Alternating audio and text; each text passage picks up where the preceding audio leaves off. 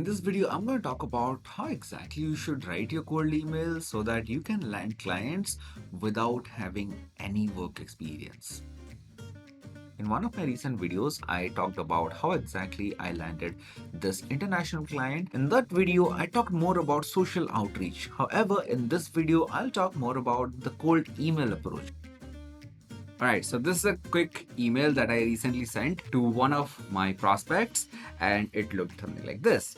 So the headline writes, "You've got balls of steel, bro." I exactly copied a line from his tweet and put it as my headline. It is that personalized. I told him, "Yo, my man, I actually Googled trending American slangs and this came up." So this is what I wrote. "I see that you are hiring for appointment setter. Honestly speaking, bro, your email list is goldmine in itself." And again, the data about his email list and everything is what he published earlier. Instead of asking him or begging him to hire me, I just told him, "Hey, you know what? You can improve on your current situation." Now imagine yourself into this shoes.